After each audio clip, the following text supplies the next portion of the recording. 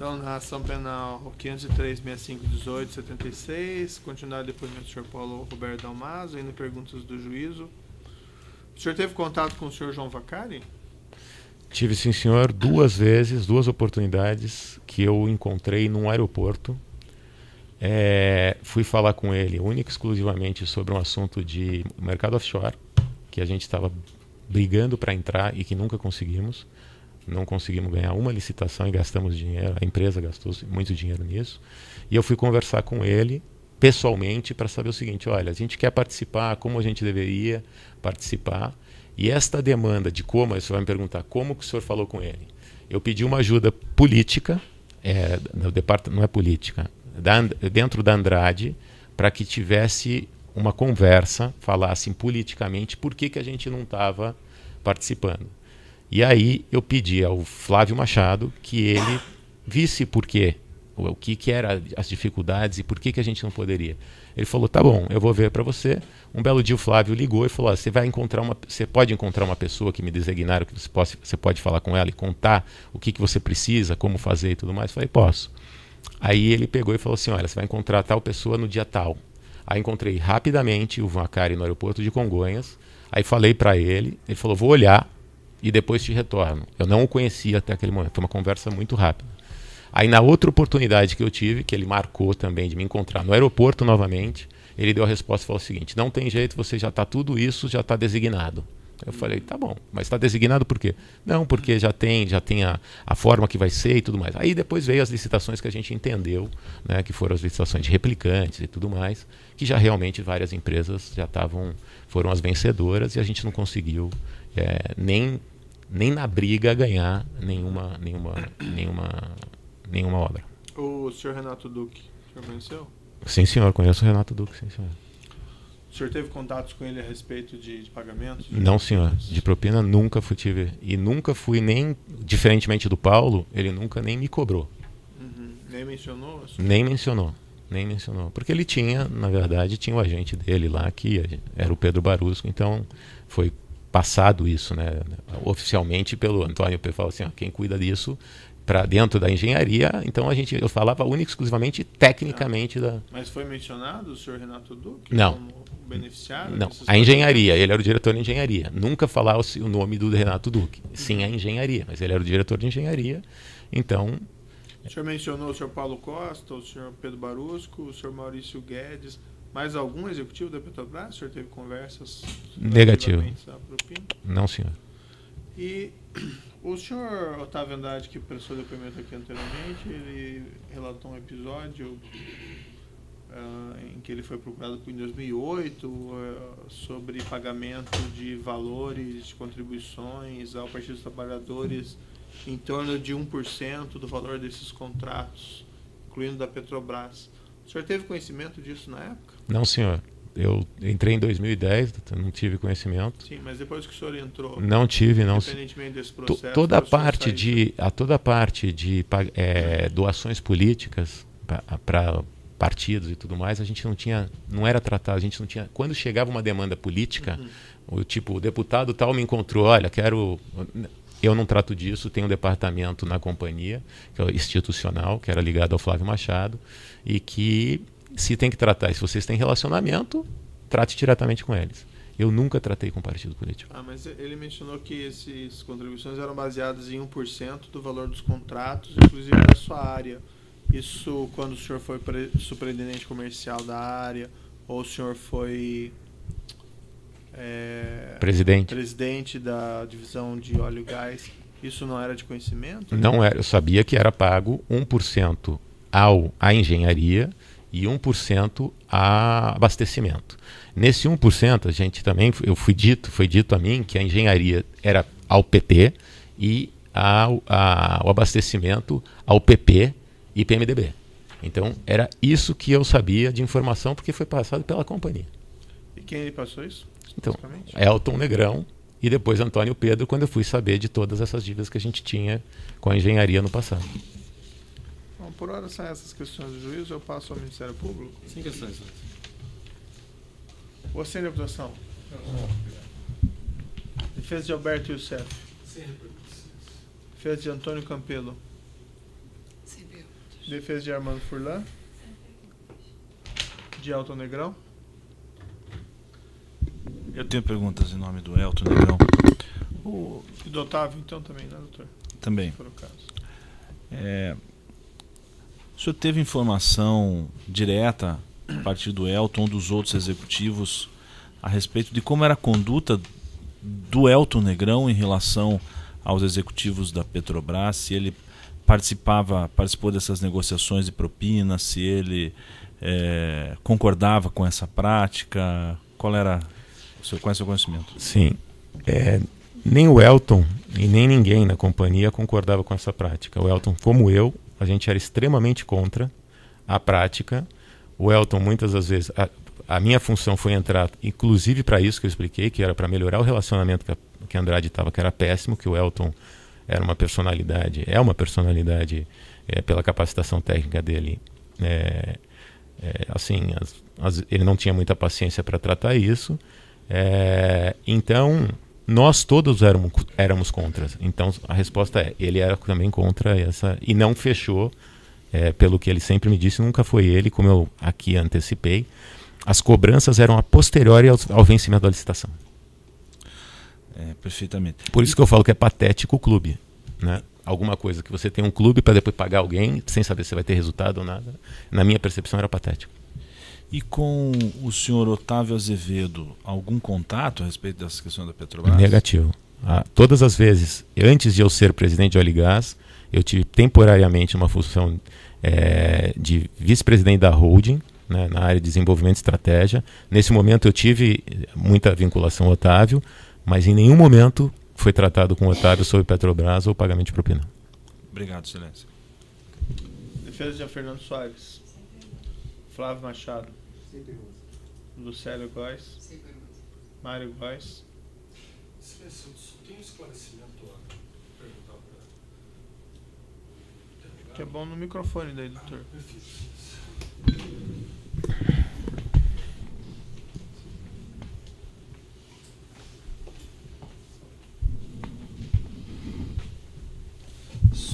Bem breve esclarecimento. Okay. Boa tarde.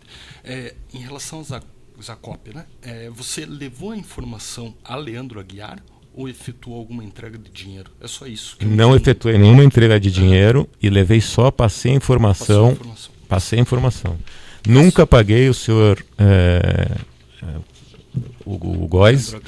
Não, o Góes, o Mário Góes, em espécie, e ao Pedro Barusco também. Tá Nunca tive nenhum pagamento. Sem mais, Excelência. Obrigado. A defesa de Otávio já foi, né? Paulo Roberto Costa. Sem perguntas. Defesa de Pedro Barusco. Sem perguntas. Renato Duque. Defesa do próprio acusado. Dois esclarecimentos, Excelência. Com relação à obra TRBA, a Andrade era um consórcio? Qual era a empresa? Com a Carioca Engenharia. Sim. Com relação ao Paulo Roberto, em algum momento ele lhe pediu para contratar alguma empresa? Sim, foi pedido, bem lembrado. Ele me pediu 2 ocasiões. Uma, ele sabia, ficou público que Andrade Gutierrez estava mudando para o Rio de Janeiro, né, a sede de São Paulo, e que a gente estava fazendo um grande prédio na praia de Botafogo, né, na praia de Botafogo. E que ali teriam era um prédio novo. E aí ele me apresentou a empresa que a filha dele, ele falou, olha, eu gostaria que você desse um apoio para que ela vendesse o mobiliário. Ela tinha uma empresa de representação de imobiliário. E uma outra vez, ele me apresentou, também me chamou e falou o seguinte, eu gostaria que você tentasse trocar as empresas de alimentação, os serviços de alimentação, como eu tratava a parte técnica, de dentro das obras, pela empresa Spice Gourmet. Aí eu falei assim, olha, muito difícil, porque essas empresas, desde a época da mobilização, já estão lá, e elas que fazem a cozinha, elas que põem o investimento. E agora não tem. A gente só poderia trocar caso elas estivessem prestando um mau serviço, que não é o caso. Mas, de qualquer forma, eu falarei com os gerentes da obra para viabilizar a possibilidade, que não foi feita. Só mais uma pergunta. O senhor disse que o senhor Mário Góes veio lhe cobrar, aí o senhor falou com uma pessoa que foi lhe indicada que seria uma pessoa dona de uma trade para fazer para viabilizar uma transferência de Angola, mas ele lhe disse qual era o valor que o senhor teria que pagar? Sim. Qual era o valor? 15 milhões de reais. Sim, umas perguntas. Desculpa, era um valor maior. Era um valor maior que 15 milhões de reais, acho que estava em 22 milhões de reais, e que ele teria trazido que para fechar, se fosse pago, eles fechariam esse pagamento em 15 milhões de reais. E foi isso que eu levei ao Leandro Aguiar. E junto com o nome... Não foi ele que me passou. A pessoa do Paulo Dias eu já conhecia. Sim. O Paulo já era meu amigo e eu sabia que ele tinha trade de Angola. Então, a sugestão a Andrade de quem falar para possivelmente fazer uma operação em Angola foi minha, do Paulo Dias. E aí o senhor entregou para o Leandro Aguiar. Pegando, e o Leandro, aí eu só falei, olha, você poderia conversar com essa pessoa, porque realmente ela tem uma trade, ela faz leva vários produtos, insumos, para as obras do Odebrecht, ele faz é uma grande empresa, e talvez vocês possam fazer alguma operação em Angola, inclusivamente com eles, para viabilizar esses pagamentos. Obrigada. O senhor pode explicar de novo, o senhor mencionou que achava que o clube era patético e a questão da propina, não sei se entendi muito bem a relação de uma coisa e outra. Essa é a minha posição pessoal. Tá? Sim, quero entendê-la. Porque era uma briga grande, todo mundo achando que estava dando uma de esperto, e para mim aquilo era extremamente patético, porque você pagava para não ter o preço acordado que você queria, para você ter gasto milhões numa licitação, e para depois você ainda ter que ter as mesmas exigências, e não é que você mudava alguma coisa, que você fechava uma obra pelo que você queria, né? Que é o que eu entendo por um privilégio. Você fechar uma obra pública no valor que você quer, da forma que você quer, só que isso era tudo ao contrário. Você tinha que fazer o orçamento, brigar pelo orçamento, brigar internamente para tentar ganhar aquela obra, para as pessoas não irem te massacrar, para você perder as outras empresas e ainda pagar a propina. Então isso para mim é patético. E o senhor vê uma relação entre o pagamento da propina e a existência desses ajustes de licitação? Com certeza. Pelo que eu entendi, eles achavam que era mais fácil achar que estavam levando vantagem, porque muitas obras a gente tomou muito prejuízo, tá? Achar que iam levar vantagem tendo o clube, porque aí eles se acordavam e tudo mais, do que fazer um melhor preço, uma melhor prática, ganhar, que é o que eu sempre preguei e que eu ia fazer no TRBA, e que foi feito. Fazer o melhor orçamento, a melhor capacitação técnica e tudo. Por que nós aceitamos no TRBA a Carioca? É outra pergunta que o senhor pode me fazer. Porque ela era a única que tinha feito um terminal parecido na Baía da Guanabara e seria o segundo terminal de regasificação. Eu, em conversa com o Elton, ele falou, olha, para nós mitigarmos risco, por mais que a obra seja pequena para o nosso porte, vamos trazer a Carioca. E aí, a Carioca estava brigando para entrar. Entendeu? Realmente. E a gente fez um consórcio. Só que até aquele momento que houve a cobertura, o senhor me perguntou, houve sim a cobertura, mas a gente já ia ganhar, porque a gente só tinha as duas empresas que tinham interesse nessa obra e a gente se juntou. Oficialmente como consórcio. Aí eu não sei se entendi, o senhor me corrige se eu estiver errado. Pagavam-se os executivos da Petrobras para eles não interferirem no clube? Não é para eles não interferirem. Pagava-se o executivo da Petrobras para ajudar a não atrapalhar. Essa era a minha percepção. Para não atrapalhar e eles ajudarem internamente aos trâmites burocráticos. Olha, você, por favor, atenda. Porque o problema da Petrobras, Excelência, que eu vivo Petrobras muito menos que muita gente, é o que eu chamava de a síndrome do crachá verde. As pessoas que acham que sabem muito, né? E você não tinha acesso a essas pessoas, extremamente técnicas, arrogantes e tudo mais. Então, se você tinha uma relação boa com o gerente executivo, que era, na verdade, o chefe dessas equipes, você teria a possibilidade de ter, não era acordo, nada, uma flexibilização da dureza que eles eram na ponta da obra. Alguma coisa que o senhor gostaria de dizer ainda? Sim, eu posso fazer algumas considerações. Só uma questão. Tinha terminado as perguntas, né?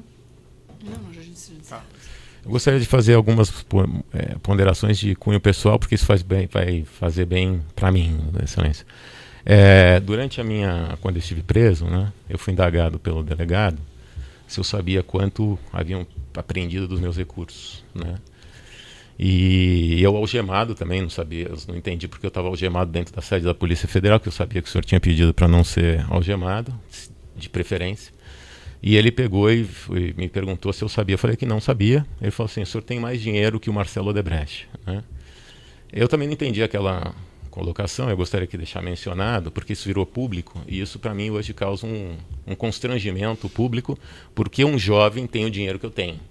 Só para falar que eu trabalho desde os 12 anos de idade, eu vim de uma família extremamente pobre e ganhei com o meu fruto do meu trabalho. Então, nunca roubei ninguém, nunca tive que passar a perna em ninguém para ganhar um recurso que eu tenho, e realmente fui bem sucedido profissionalmente, mas com o fruto do meu trabalho. Isso eu gostaria de deixar mencionado. E tem mais uma...